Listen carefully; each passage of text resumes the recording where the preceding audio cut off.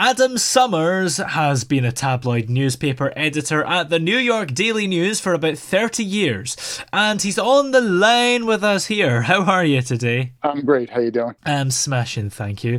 Now, you've recently come out with a book called The Deviant. So what can you tell us about the book? The Deviant, in short, is a book about a female, for lack of a better word, sex maniac. She's powerful, she's rich, and she's well connected. And she uses her power to get the people who work under her, particularly young men, to do her bidding. She was the editor-in-chief of a newspaper, and she has young, ambitious men who work for her. And if they want better assignments, they will satisfy her sexually. So did your working for a tabloid newspaper, influence your writing? It does very much so. To some extent, the book is autobiographical a little bit. It's not that I was ever a victim of sexual abuse or anything.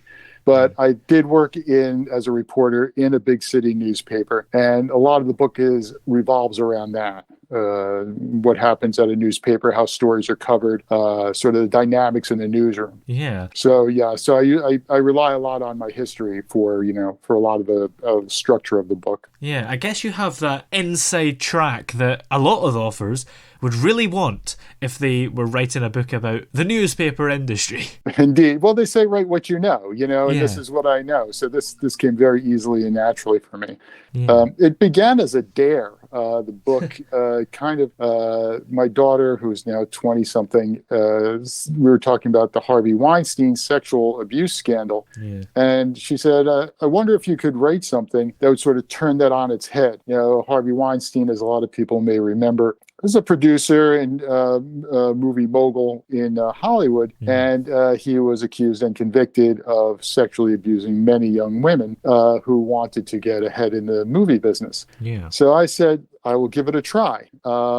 Most sex abuse, as people will know, occurs male on female. But there are a lot of instances in where it's reversed. And I did some research to find out how much it is and where it is and sort of what sort of dynamic it takes. So I use that research to sort of develop the main character, the bad guy, if you will, in the book, which is this woman boss of the newspaper. And how long did it take you to write it? It went very quickly. Like I said, this was really just drawing on from a lot of what I knew from when I was a reporter in Washington back in the late 80s. And the book is set basically in the late 80s. It's set in that time frame. Yeah. So it went very quickly. I mean, there's a lot of revisions, there's a lot of rewriting, there's a lot of editing that goes into it. But essentially, start to finish, I was done in about 2 or 3 months. Wow. And this was actually released before COVID, wasn't it? So maybe would you have wanted a kind of lockdown thing to help you? Maybe, yeah. It did come out in 2019. It is still available. But yeah, it would have been a great thing to have in my pocket to keep me busy, at home when everything was locked down. Having said that, in the meantime, I wrote another book which will be coming out in the next month or two. So I'm always busy. I always have something going on. And what can you tell us about that book then? The new book is, again, a suggestion from a friend of mine who, over beers one day, were talking about the various horrible criminals that tend to populate and tend to be in the stories we put in the Daily News. And we've said, well, wouldn't it be great if we had an island on which we could put all these horrible people and let them kill each other? So that is the new book. The new book is coming out. It's called See No Evil, SEA No Evil. And it is set on an island where the really bad people go and essentially kill themselves. But this isn't Survivor Island. The new book is essentially a love story, because the one woman who is sent to the island may or may not belong there. And she falls for essentially the ruling king or the ruling criminal on the island. Maybe this is a little bit wild, detailed, but that'd be a great idea for a TV show in real life. We get all the horrible criminals, put them on an island, and televise it. And that would be wonderful. That would be great. That is a great idea. Yeah. So you just set up cameras everywhere, and it's kind of like what happens. And that was a really fun book to write. That was a lot of fun. Yeah. Because you create this world in which the inmates run the asylum, and that was a lot of fun. And that one will be available sometime in September on Kindle as well. And of course, it's inspired by these criminals that you write about in the newspaper. Do you feel it is quite important, as you say, to write what you know? It is. There's a lot of imagination, of course, in writing and particularly in fiction.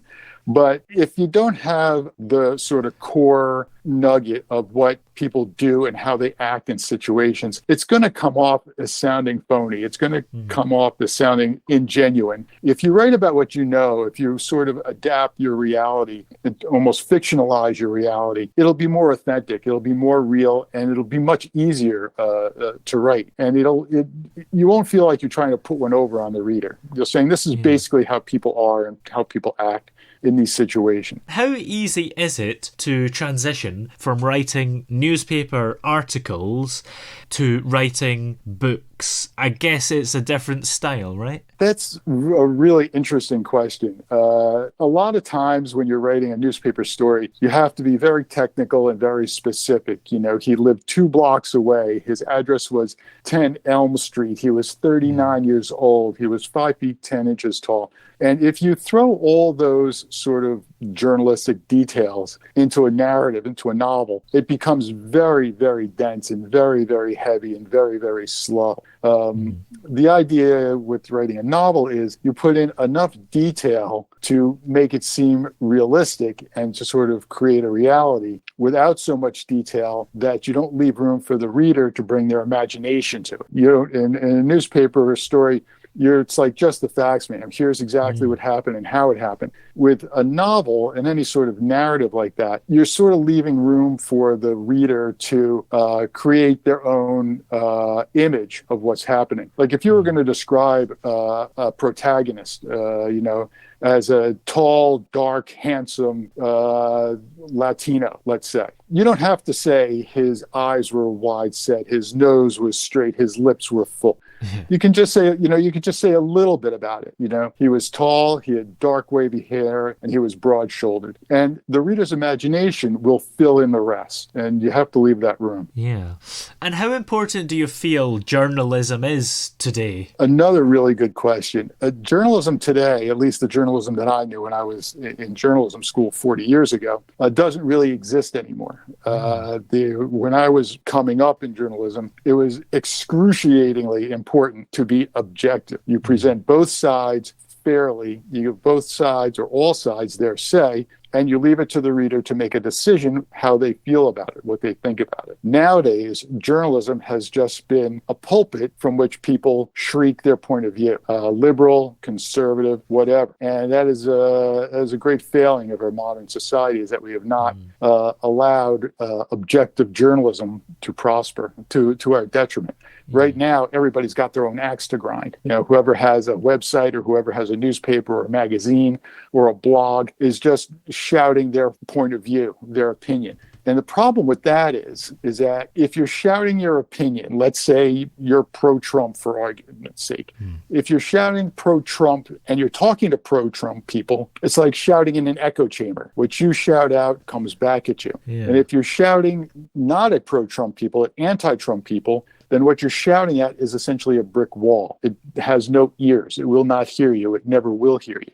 So this is where our society, I think, to a large extent, is now. It's just very, very divided, and we have largely stopped listening to each other. Why do you think that is? Has anything happened to cause that or not? I don't know if there's any one way to point the finger of blame, but I can tell you that it became much more evident in the Trump era. It really became very stark once Donald Trump ran for president and became president. Those those divides have become really, really sharp. And whether or not he was a good president or a bad president or a criminal or whatever he was, for that alone, he bears responsibility. The society may well have been divided before that, and just something that we never really saw or was never really propped to the surface. But Donald Trump's presidency has, if nothing else, exposed it. Well, after this book that you've got coming out, is there anything else that you're thinking of working on? I am working already on the next one. I don't know if I mentioned maybe to a couple of people, but I don't know if I've mentioned it here. I've been writing literally from the day I was 7 years old. I was a second grade student in Miss Holston's class.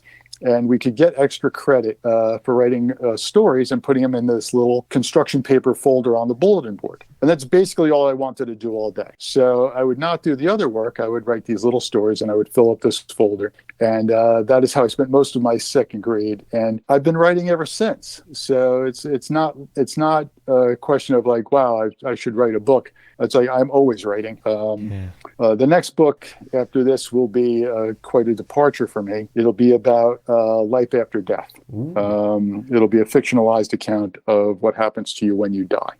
And I don't yet have a title for it, but I am working on it. Well, in the meantime, where can we keep up to date with you and find all your books? You can get The Deviant on Kindle Direct Publishing on Amazon. All you have to do is type in The Deviant and Adam Sommers, and it will come right up. And it's not terribly expensive. And it's a really fast, really fun read.